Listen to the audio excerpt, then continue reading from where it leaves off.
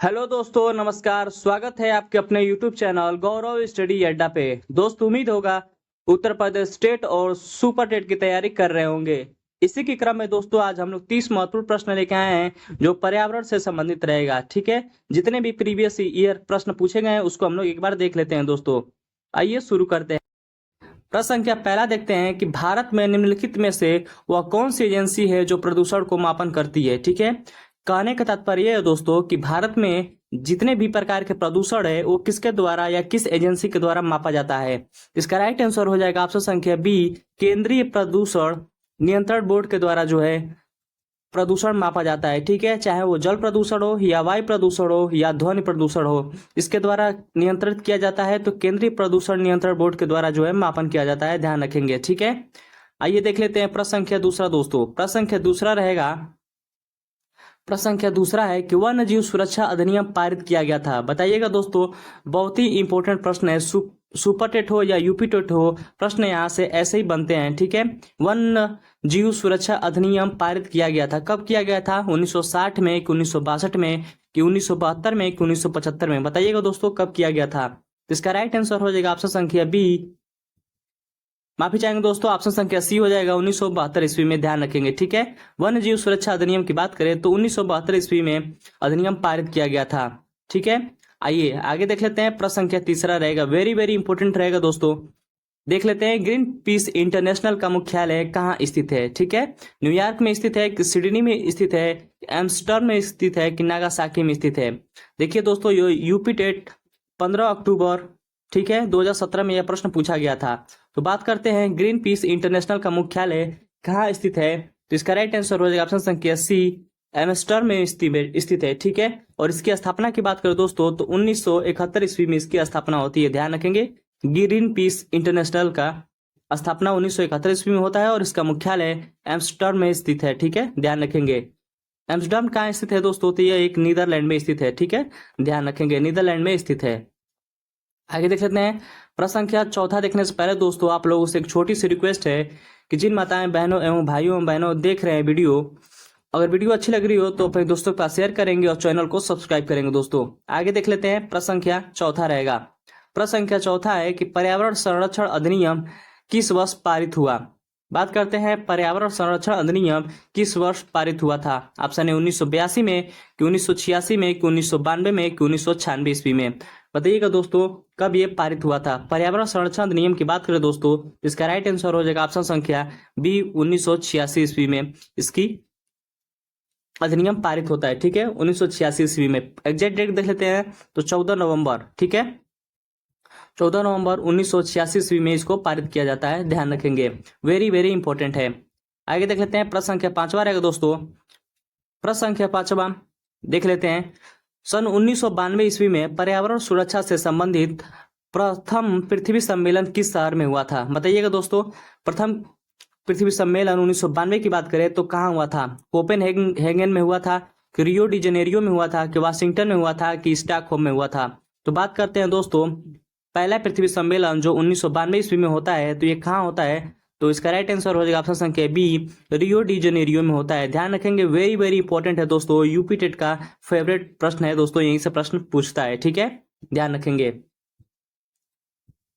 आगे देख लेते हैं दोस्तों, इंपॉर्टेंट रहेगा दोस्तों इसका फैक्ट। देखिए, 1992 ईस्वी में पर्यावरण सुरक्षा से संबंधित प्रथम पृथ्वी सम्मेलन को आयोजन किया गया था। कहाँ किया गया था? ब्राजील के रियो डी जेनेरियो में किया गया था। ठीक है, ध्यान रखेंगे दोस्तों, ये इंपॉर्टेंट प्रश्न है इसलिए इसका जो हम लोग है व्याख्या भी लिए हैं। ठीक है, अब ध्यान रखेंगे कि इसे एजेंडा 21 के नाम से भी जाना जाता है। ठीक है, अगर आपसे पूछ दे एजेंडा 21 किससे संबंधित है तो प्रथम पृथ्वी सम्मेलन से संबंधित है और इसका आयोजन ब्राजील के रियो डी जेनेरियो में हुआ था। ध्यान रखेंगे। ठीक है, वेरी वेरी इंपॉर्टेंट है। आगे देख लेते हैं दोस्तों, आगे देख लेते हैं, प्रश्न संख्या छठवां है। प्रश्न संख्या छठवां कह रहा है कि वातावरण में क्लोरोफ्लोरोकार्बन उत्सर्जन पर प्रतिबंध लगाने से संबंधित प्रथम प्रोटोकॉल कहाँ बनाया गया था? ठीक है, बताइएगा। क्लोरोफ्लोरोकार्बन दोस्तों जिसको जानते हैं कि ये क्या करता है, ओजोन परत को सबसे ज्यादा ये हानि पहुंचाता है, जिसके रोक के लिए प्रथम बार प्रोटोकॉल को कहाँ बनाया गया था? ऑप्शन ए मॉन्ट्रियल में, ऑप्शन बी ओसाका में, ऑप्शन सी जिनेवा में, कि ऑप्शन डी हो जाएगा फ्लोरिडा में। तो इसका राइट आंसर हो जाएगा दोस्तों ऑप्शन संख्या ए, मॉन्ट्रियल प्रोटोकॉल हुआ था। इसमें कहा गया था दोस्तों कि कार्बन क्लोरोफ्लोरोकार्बन को जो है उत्सर्जन को कम करना। ठीक है, आइए देख लेते हैं दोस्तों कुछ महत्वपूर्ण फैक्ट इससे संबंधित रहेगा। ठीक है, बात करते हैं दोस्तों मॉन्ट्रियल प्रोटोकॉल सम्मेलन कब हुआ था। वेरी वेरी इंपॉर्टेंट है। तो ये 1987 ईस्वी में होता है। ठीक है, ये जो है ओजोन परत संरक्षण हेतु समझौता हुआ था। ठीक है, ध्यान रखेंगे। इसके तहत क्लोरोफ्लोरोकार्बन, जिसे हम लोग CFC बोलते हैं, तथा हैलोजन गैसों को नियंत्रण लगाने की बात की गई थी, जो ओजोन परत को हानि होती है। ठीक है, क्लोरोफ्लोरोकार्बन सर्वाधिक हानि पहुंचाता है जो है ओजोन परत को, ध्यान रखेंगे। ठीक है, आगे देख लेते हैं दोस्तों। अभी तक गौरव स्टडी अड्डा से नहीं जुड़े हैं तो प्लीज आप गौरव स्टडी अड्डा को सब्सक्राइब कर लेंगे। वीडियो अच्छी लग रही तो अपने दोस्तों के साथ जरूर शेयर करेंगे दोस्तों। आइए देख लेते हैं कुछ महत्वपूर्ण सम्मेलन दोस्तों, यहाँ से प्रश्न बनने की संभावना है दोस्तों। ठीक है, ध्यान रखेंगे। बात करते हैं स्टॉकहोम सम्मेलन कहाँ हुआ था। तो 1972 ईस्वी की बात करें, इसे जो है संयुक्त राष्ट्र पर्यावरण कार्यक्रम UNEP की स्थापना 5 जून को हुआ था, जिसके कारण जो है पर्यावरण दिवस मनाया जाता है। ठीक है, ध्यान रखेंगे। रियो डी जेनेरियो की बात करें, देखिए अभी हम लोग ऊपर पढ़े हैं रियो, जिसे हम लोग पृथ्वी सम्मेलन बोलते हैं, ये कब हुआ था। तो 1992 ईस्वी में होता है, जिसे हम लोग एजेंडा 21 के नाम से भी जाना जाता है। ठीक है, ध्यान रखेंगे। हेलेंस्की सम्मेलन की बात करें तो 1974 ईस्वी में होता है। ये जो है सामुदायिक पर्यावरण की सुरक्षा से संबंधित है। ठीक है, कानकुन सम्मेलन की बात करें तो 2010 में होता है। हरित जलवायु कोष की स्थापना होती है। ठीक है, ध्यान रखेंगे। आगे देख लेते हैं दोस्तों, प्रश्न संख्या 7वां है, निम्नलिखित में से कौन सा बायोडीजल की फसल है। ठीक है, वेरी वेरी इंपॉर्टेंट है। यूपी टेट का जो है ये फेवरेट प्रश्न बनता है यहाँ से। ठीक है, निम्नलिखित में से कौन सा बायोडीजल की फसल है। ऑप्शन ए कपास, जेफ्रोटा, गन्ना और आलू। कहने का तात्पर्य है दोस्तों कि किससे जो है बायोडीजल बनाया जाता है, वह कौन सा पौधा है। तो इसका राइट आंसर हो जाएगा ऑप्शन संख्या बी, जेफ्रोटा। ठीक है, जेफ्रोटा से जो है बायोडीजल बनाया जाता है, ध्यान रखेंगे। देखिए ये 2016 में प्रश्न पूछा गया था यूपी टेट में। आगे देख लेते हैं। देखिए दोस्तों, एक सीटेट का प्रश्न ले लिए हैं, इंपॉर्टेंट प्रश्न है इसलिए हम लोग इसको ले लिए हैं। ठीक है, नीचे दिए गए खाद्य पदार्थों में किस समुदाय में लौह तत्व प्रचुर मात्रा में पाया जाता है। बताइए दोस्तों, किसमें जो है लौह तत्व की मात्रा प्रचुर मात्रा में या अधिक मात्रा में पाई जाती है। बंद गोभी, भिंडी और गुड़ में पाया जाता है। जी दोस्तों, गुड़ में तो पाया जाता है, लेकिन भिंडी और बंद गोभी में नहीं पाया जाता है। आंवला, पालक और गुड़, जी हाँ दोस्तों, आंवला में भी पाया जाता है। ठीक है, पालक में भी पाया जाता है और गुड़ में भी पाया जाता है, ये तीनों में पाया जाता है। ठीक है, आगे देख लेते हैं। आंवला में पाया जाता है, जी हाँ, आलू आंवला में पाया जाता है। पालक में पाया जाता है, लेकिन आलू में नहीं पाया जाता है, ध्यान रखेंगे। आंवला में पाया जाता है, जी हाँ, आलू और टमाटर में नहीं पाया जाता है। इसलिए दोस्तों इसका राइट आंसर हो जाएगा ऑप्शन संख्या बी। देख लेते हैं दोस्तों, इंपॉर्टेंट प्रश्न है, आप बिल्कुल जो है हल्के में नहीं लेंगे।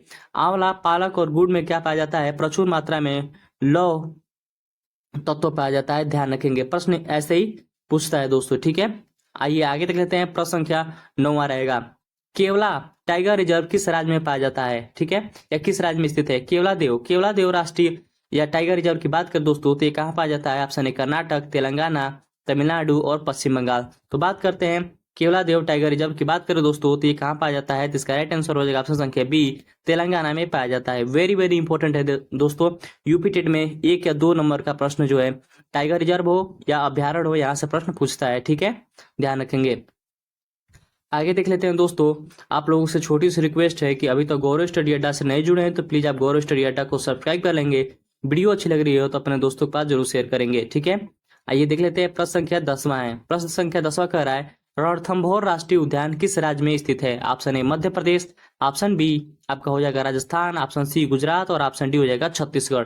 तो बात करते हैं दोस्तों रणथंभौर राष्ट्रीय उद्यान की, तो ये कहाँ स्थित है। तो ये आपका राजस्थान में स्थित है, ध्यान रखेंगे। वेरी वेरी इंपॉर्टेंट है, ध्यान रखेंगे। वहीं गुजरात की बात करें तो गुजरात में जो है, गुजरात में क्या पाया जाता है, कौन सा टाइगर रिजर्व। तो गिर टाइगर रिजर्व जो है पाया जाता है, ध्यान रखेंगे, जो एशियाई बब्बर या बब्बर शेरों के लिए प्रसिद्ध है। ठीक है, और रणथंभौर राष्ट्रीय उद्यान की बात करें तो यह आपका राजस्थान में स्थित है, ध्यान रखेंगे। ठीक है, आगे देखते हैं। प्रश्न संख्या 11 वेरी वेरी इंपॉर्टेंट है दोस्तों, यूपी टेट का फेवरेट प्रश्न है। ठीक है, कहने का तात्पर्य दोस्तों कि काजीरंगा राष्ट्रीय उद्यान किस लुप्त प्राय प्राणी का इकलौता प्राकृतिक वास है। कहने का तात्पर्य ये है कि काजीरंगा जो राष्ट्रीय उद्यान है ये जो है किसके लिए प्रसिद्ध है। तो दोस्तों ये किसके लिए प्रसिद्ध है, इसका राइट आंसर हो जाएगा ऑप्शन संख्या बी, एक सींग गेंडे के लिए प्रसिद्ध है, ठीक है, ध्यान रखेंगे। और वहीं दूसरा प्रश्न यहाँ से बन जाएगा कि काजीरंगा राष्ट्रीय उद्यान जो है किस राज्य में स्थित है, तो आपका जो है असम में स्थित है, ध्यान रखेंगे, वेरी वेरी इंपॉर्टेंट है, ठीक है। आगे देख लेते हैं, प्रश्न संख्या 12 है, कन्हा टाइगर रिजर्व की बात करें दोस्तों तो ये किस राज्य में पाया जाता है। कन्हा टाइगर रिजर्व की बात करें तो ये कहाँ पाया जाता है, बताइएगा। बात करें दोस्तों कन्हा टाइगर रिजर्व की बात करें तो ये जो है मध्य प्रदेश में पाया जाता है, ध्यान रखेंगे। और इसको कब घोषित किया गया था, 1933 ईस्वी में इसकी स्थापना की गई थी, ठीक है, ये भी ध्यान रखेंगे। आगे देख लेते हैं। आगे बढ़ने से पहले एक छोटी सी रिक्वेस्ट है आप लोगों से दोस्तों कि अभी तक गौरव स्टडी अड्डा से नहीं जुड़े हैं तो प्लीज आप गौरव स्टडी अड्डा को सब्सक्राइब कर लेंगे ऐसी वीडियो के लिए। आगे देख लेते हैं, प्रश्न संख्या 13, मेलघाट बाघ अभ्यारण्य किस राज्य में स्थित है। मेलघाट वेरी वेरी इंपॉर्टेंट है, ये भी प्रश्न पूछा गया है यूपी टेट में दोस्तों, ये किस राज्य में स्थित है, मेलघाट बाघ अभ्यारण्य। तो बात करते हैं दोस्तों, इसका राइट आंसर हो जाएगा ऑप्शन संख्या डी, ये महाराष्ट्र में स्थित है, ध्यान रखेंगे, ठीक है। आगे देख लेते हैं, प्रश्न संख्या 14 रहेगा। प्रश्न संख्या 14 इंपॉर्टेंट रहेगा दोस्तों, ओजोन परत के संरक्षण के कारण क्या होता है, ठीक है, ओजोन परत के क्षरण के कारण क्या होता है। बात करते हैं दोस्तों, ओजोन परत का जब क्षरण होगा दोस्तों तो त्वचा कैंसर होगा, ठीक है, ध्यान रखेंगे, वेरी वेरी इंपॉर्टेंट है। जो सूर्य से हानिकारक किरणें, पराबैंगनी किरणें आती है, जो अल्ट्रावायलेट किरणें है, जो एक यहाँ पे होता है ओजोन परत, ओजोन परत हो जो है ना दोस्तों, वही यहाँ से आता है सूर्य से हानिकारक किरणें, जिसे हम लोग पराबैंगनी किरण कहते हैं, और O3 जिसे हम लोग ओजोन परत कहते हैं दोस्तों। यही क्या होता है, हानिकारक किरणें छन जाती है और जो है छन के वापस चली जाती है, ठीक है। अगर जहाँ जो है क्लोरोफ्लोरोकार्बन क्या दिखता है, जिससे क्या हो रहा है, ओजोन परत जो है पतली होती जा रही है और जो है अल्ट्रावायलेट किरणें पृथ्वी पर आ रही है, उसको शरीर पर पड़ने के कारण दोस्तों क्या हो जाएगा, आपका त्वचा कैंसर हो जाएगा, ध्यान रखेंगे, ठीक है।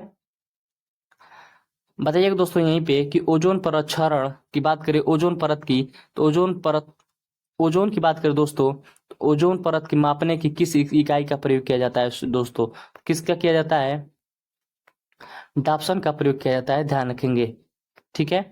आगे देख लेते हैं, प्रश्न संख्या 15 है दोस्तों कि समताप मंडल में पराबैंगनी विकिरणों से किसके द्वारा अवशोषित किया जाता है। दोस्तों अभी हम लोग ऊपर पढ़े हैं, बताइएगा कि सूर्य से आने वाली हानिकारक पराबैंगनी किरणें से जो है किससे जो है अवशोषित किया जाता है, किसे किया जाता है दोस्तों, तो O3 से किया जाता है, जिसे हम लोग क्या बोलते हैं, ओजोन बोलते हैं, ध्यान रखेंगे। इसका राइट आंसर हो जाएगा ऑप्शन संख्या बी। आगे देख लेते हैं, प्रश्न संख्या 16 है दोस्तों, वेरी वेरी इंपॉर्टेंट है, यूपी टेट का फेवरेट प्रश्न है दोस्तों, इसको ध्यान रखेंगे, यूपी टेट का फेवरेट प्रश्न है, ठीक है, इसे हम लोग 3 स्टार लगा लेते हैं, ठीक है, वेरी वेरी इंपॉर्टेंट प्रश्न है। प्रश्न पूछ रहा है, निम्नलिखित में से किस गैस के कारण भोपाल त्रयोदशी गैस हुआ था, ठीक है दोस्तों। एक भोपाल में क्या हुआ था, इसका राइट आंसर पहले देख लेते हैं दोस्तों। इसका राइट आंसर हो जाएगा मिथाइल आइसोसोनाइट के कारण जो है क्या हुआ था, भोपाल गैस त्रासदी हुई थी, जिसमें जो है 15,000 से लोगों की मृत्यु हो गई थी दोस्तों, आपको ध्यान रखना है, ये भोपाल में हुआ था, इसको ध्यान रखना है, 15,000 से लोग मृत्यु हो गई थी इनका, ठीक है, ध्यान रखेंगे। दोस्तों आप लोग अभी तक गौरव स्टडी अड्डा से नहीं जुड़े हैं तो प्लीज आप गौरव स्टडी अड्डा को सब्सक्राइब कर लेंगे ऐसी वीडियो के लिए दोस्तों। आगे देख लेते हैं, प्रश्न संख्या 17 रहेगा, गोबी मरुस्थल की बात करें, वेरी वेरी इंपॉर्टेंट है, ये विश्व का सबसे बड़ा मरुस्थल है, ठीक है, और इसका एक भाग जो है निम्नलिखित में से किस देश में आता है, ठीक है। देखिए दोस्तों, गोबी का मरुस्थल की बात करें दोस्तों तो ये 2 देशों में फैला हुआ है, एक तो आपका हो जाएगा चीन और दूसरा हो जाएगा मंगोलिया, ठीक है, चीन और मंगोलिया। तो कह रहा है एक भागों में, तो देख लेते हैं ऑप्शन में दोस्तों, एक भाग तो चीन है, ये नहीं है तो कौन सा है, मंगोलिया है, तो राइट आंसर हो जाएगा ऑप्शन संख्या सी। देखिए ये चीन और मंगोलिया के सीमा पर स्थित है गोबी का मरुस्थल, ये विश्व का सबसे बड़ा मरुस्थल है, ठीक है, ध्यान रखेंगे। लेकिन दोस्तों ये जो है ठंडा मरुस्थल है, विश्व का सबसे बड़ा ठंडा मरुस्थल है, ध्यान रखेंगे, ठंडा मरुस्थल है, ध्यान रखेंगे दोस्तों, ठंडा मरुस्थल है, ठीक है। आगे देख लेते हैं, प्रश्न संख्या 18 है, गोवा के दक्षिण व पश्चिम घाट कहलाता है। गोवा की बात करें, गोवा के दक्षिण का पश्चिमी घाट कहलाता है। देखिए दोस्तों ये आपका देख लेते हैं, ये प्रायद्वीपीय भारत का हम लोग चित्र बना लिए, ठीक। दोस्तों कह रहा है गोवा, मान लीजिए यहाँ गोवा है दोस्तों, गोवा के दक्षिण का पश्चिमी घाट क्या कहता है, दक्षिण का पश्चिमी घाट क्या कहलाता है, तो क्या कहते हैं दोस्तों बताइएगा। 18 का राइट आंसर हो जाएगा आपका मालाबार कहते हैं, ठीक है, ध्यान रखेंगे, मालाबार कहते हैं। कोकण किसे कहते हैं दोस्तों? महाराष्ट्र और गोवा के तटीय भागों को। देखिए ये गोवा है और ये महाराष्ट्र है दोस्तों। यहाँ के तटीय भागों को क्या कहते हैं दोस्तों? तो कोकण कहते हैं, ध्यान रखेंगे। कोकण कहते हैं महाराष्ट्र और प्लस गोवा के तटीय भाग को कोकण कहते हैं, ठीक है। वहीं बात करें दोस्तों उड़ीसा, उड़ीसा के समुद्री तट को, ये उड़ीसा है दोस्तों, यहाँ से यहाँ तक उड़ीसा दोस्तों, उड़ीसा के समुद्री तट को जो है उत्तरी सरकार के नाम से जाना जाता है। वेरी वेरी इंपॉर्टेंट है, ध्यान रखेंगे दोस्तों, यहाँ से प्रश्न 100% बनता है, ठीक है। आगे देख लेते हैं।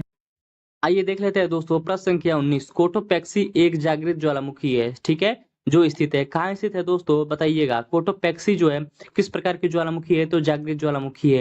ये किस कहाँ स्थित है? तो ये आपका राइट आंसर हो जाएगा ऑप्शन संख्या सी में स्थित है, ठीक है, ध्यान रखेंगे। वेरी वेरी इंपॉर्टेंट प्रश्न है दोस्तों, ठीक है। ज्वालामुखी से भी प्रश्न पूछता है यूपी टेट में, इसलिए आपका जो है ज्वालामुखी से भी प्रश्न शामिल कर लिया गया है, ठीक है।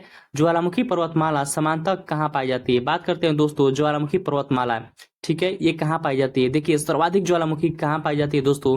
तो प्रशांत महासागर के तटीय क्षेत्रों में पाई जाती है। जितने भी प्रशांत महासागर तटीय है दोस्तों, वहां पे जो है ज्वालामुखी पाए जाते हैं, ठीक है, ध्यान रखेंगे। तो इसका राइट आंसर हो जाएगा ऑप्शन संख्या ए, प्रशांत महासागर तटीय पे जो है क्या पाए जाते हैं? ज्वालामुखी पर्वतमाला पाए जाते हैं, ध्यान रखेंगे, ठीक है।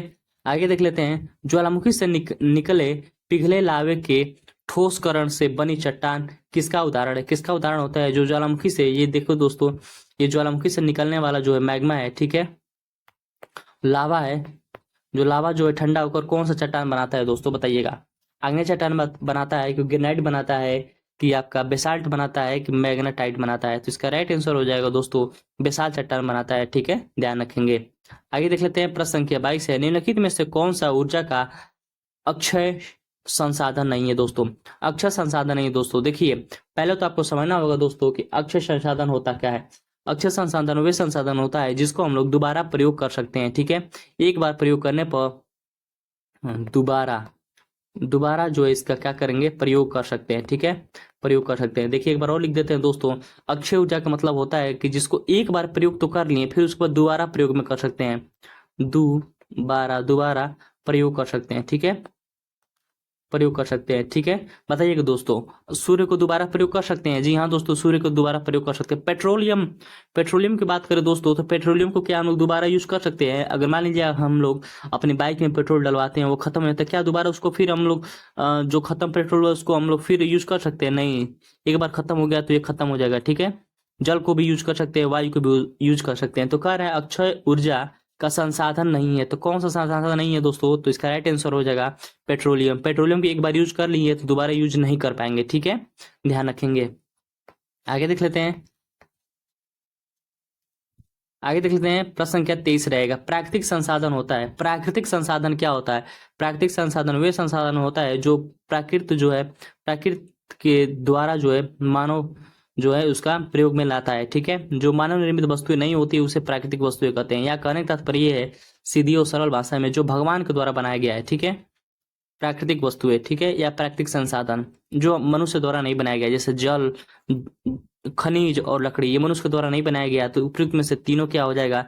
ये प्राकृतिक संसाधन है, ठीक है, जो प्रकृति के द्वारा हम लोग अर्जित करते हैं। आगे देख लेते हैं। वेरी वेरी इंपॉर्टेंट प्रश्न रहेगा दोस्तों। प्रश्न संख्या 24 रहेगा। संविधान सभा का राष्ट्रीय गान अपनाया गया था? बताइएगा दोस्तों संविधान सभा में राष्ट्रीय गान कब अपनाया गया था? वेरी वेरी इंपॉर्टेंट प्रश्न है। प्रश्न ऐसे ही बनते हैं दोस्तों यूपी टेट में, ठीक है, और जितने भी आपका प्रश्न लिया गया है दोस्तों ये सारा यूपी टेट का ही प्रश्न है, ठीक है। तो बताइएगा संविधान सभा में राष्ट्रीय गान कब अपनाया गया था? तो इसका राइट आंसर हो जाएगा ऑप्शन संख्या बी, 24 जनवरी 1950 ईस्वी को अपनाया गया था, ठीक है, ध्यान रखेंगे। वेरी वेरी इंपॉर्टेंट रहेगा, ठीक है। आगे देख लेते हैं। किस देश के संविधान से मौलिक कर्तव्य लिया गया है? बताइएगा। वेरी वेरी इंपॉर्टेंट है दोस्तों, पॉलिटी का एक सवाल है, ठीक है। बताइएगा किस देश से संविधान से मौलिक कर्तव्य लिया गया है? बताइएगा। ऑप्शन ई हो जाएगा आपका जर्मनी से लिया गया है, ऑप्शन बी यूनाइटेड किंगडम से, ऑप्शन सी हो जाएगा यूएस से लिया गया है, कि ऑप्शन डी हो जाएगा यूएसएसआर से लिया गया है। तो बात करते हैं दोस्तों मौलिक कर्तव्य की बात करें तो कहाँ से लिया गया दोस्तों? तो यूएसएसआर से लिया गया है, ध्यान रखेंगे, ठीक है। ये जो है देखिए 15 अक्टूबर 2017 में ये प्रश्न पूछा गया था यूपी टेट में, ठीक है, ध्यान रखेंगे। आइए देख लेते हैं दोस्तों। अंतर्राष्ट्रीय न्यायालय का मुख्यालय कहाँ स्थित होता है? ठीक है, अंतर्राष्ट्रीय न्यायालय का मुख्यालय कहाँ स्थित है? इसका राइट आंसर हो जाएगा दोस्तों ऑप्शन संख्या बी, हेग में स्थित है। हेग कहाँ स्थित है दोस्तों? बताइएगा, हेग कहाँ स्थित है? ठीक है, ध्यान रखेंगे। आगे देख लेते हैं, प्रश्न संख्या 27 हो जाएगा। मध्य प्रदेश में कौन सा शहर झीलों का शहर कहलाता है? बताइएगा दोस्तों, मध्य प्रदेश का वो कौन सा शहर है जिसको हम लोग झीलों का शहर कहते हैं? भोपाल को कहते हैं, उज्जैन को कहते हैं, कि इंदौर को कहते हैं, कि ग्वालियर को कहते हैं? बताइएगा दोस्तों। ये देखिए, यूपी टेट 19 दिसंबर 2016 का प्रश्न पूछा गया था। ठीक है, तो किसे कहते हैं दोस्तों झीलों की नगरी, या मध्य प्रदेश में झीलों का शहर किसे कहते हैं? तो इसका राइट आंसर हो जाएगा ऑप्शन संख्या ए, भोपाल को कहते हैं। ध्यान रखेंगे। ठीक है, आगे देख लेते हैं, प्रश्न संख्या 28 रहेगा। प्रश्न संख्या 28 देखिए, किस देश में क्रिसमस का त्योहार गर्मियों में मनाया जाता है? दोस्तों वेरी वेरी इंपॉर्टेंट है प्रश्न, ऐसे ही प्रश्न पूछता है यूपी टेट में, आपको ध्यान रखना है। ठीक है, इसको हम लोग ट्रिपल स्टार लगा लेते हैं। बताइएगा, किस देश में क्रिसमस का त्योहार गर्मियों में मनाया जाता है? तो इसका राइट आंसर हो जाएगा ऑप्शन संख्या सी, ऑस्ट्रेलिया में मनाया जाता है। ध्यान रखेंगे। ठीक है, आगे देख लेते हैं। उससे पहले आप लोगों से एक छोटी सी रिक्वेस्ट रहेगी दोस्तों, कभी तो गौरव स्टडी अड्डा से नहीं जुड़े हैं तो प्लीज आप गौरव स्टडी अड्डा को सब्सक्राइब कर लेंगे। वीडियो अच्छी लग रही हो तो अपने दोस्तों के पास शेयर करेंगे दोस्तों। आगे देख लेते हैं, प्रश्न संख्या 29 रहेगा। प्रश्न संख्या 29 है, सत्यार्थ प्रकाश का लेखक का नाम बताइए। ठीक है, सत्यार्थ प्रकाश किसके द्वारा लिखा गया था? वेरी वेरी इंपॉर्टेंट है, ध्यान रखेंगे। सत्यार्थ प्रकाश किसके द्वारा लिखा गया है? Option A Dayanand Saraswati, option B Swami Vivekanand, option C Raja Ram Mohan Roy, और ऑप्शन डी हो जाएगा मदन मोहन मालवीय। इसका राइट आंसर हो जाएगा दोस्तों, सत्यार्थ प्रकाश के लेखक कौन है? इसका राइट आंसर हो जाएगा Swami Dayanand Saraswati. Very very important रहेगा, ध्यान रखेंगे। ठीक है, आइए आगे देख लेते हैं। प्रश्न संख्या 30 रहेगा और इस सेशन का अंतिम प्रश्न रहेगा दोस्तों। बिहू भारत के किस राज्य का लोक नृत्य है? बताइएगा, बिहू जो है भारत के किस राज्य का लोक नृत्य है? Option A Rajasthan, option B Tamil Nadu, option C Assam, और ऑप्शन डी हो जाएगा उत्तर प्रदेश। यूपी टेट 23 फरवरी 2014 का प्रश्न पूछा गया दोस्तों। बताइएगा, इसका राइट आंसर हो जाएगा ऑप्शन संख्या सी, असम का त्योहार है। ठीक है, बिहू। ध्यान रखेंगे। ठीक है दोस्तों, ये सेशन का हम लोग का अंतिम प्रश्न था। दोस्त वीडियो अच्छी लगी हो तो प्लीज आप लाइक करिएगा, सब्सक्राइब करिएगा और अपने दोस्तों के पास शेयर करिएगा। जय हिंद, जय भारत दोस्तों।